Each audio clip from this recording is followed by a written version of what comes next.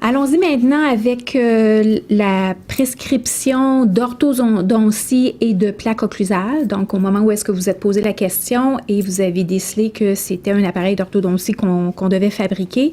Alors, la façon la plus facile, en fait, c'est de vous imprimer ces quelques pages. Et comme vous pouvez voir, donc les appareils sont en ordre alphabétique et ils sont par code de lettres et normalement, c'est les premières lettres de l'appareil comme tel. Donc, biplane, ça va être BP, Bionator, ça va être BIO.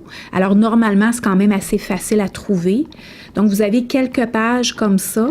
Et dans le bas, vous avez les styles de plaque occlusale qu'on fait ici à l'interne. Majoritairement, du 80% du temps, ça va être la TLS qu'on va faire, donc la Thermoflex. À l'occasion, on va avoir aussi du hard acrylic, mais encore une fois, 80% celle-ci, et vous avez les autres.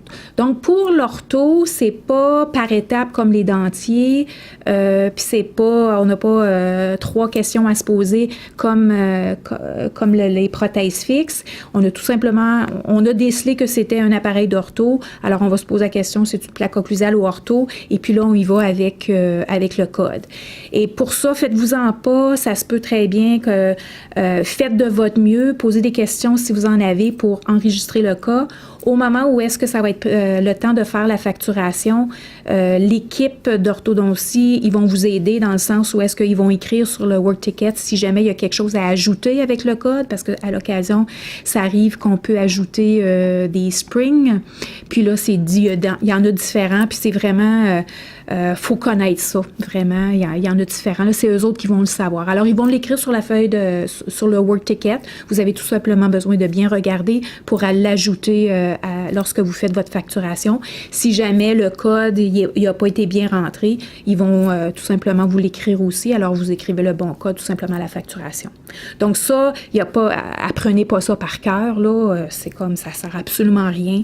C'est un outil de référence, donc faites juste vous référer. Majoritairement, c'est quand même assez facile parce que, comme je vous dis, les 3 premières lettres, c'est l'appareil. Puis normalement, les dentistes sont assez bons. Ils vont nous écrire le nom de l'appareil au complet.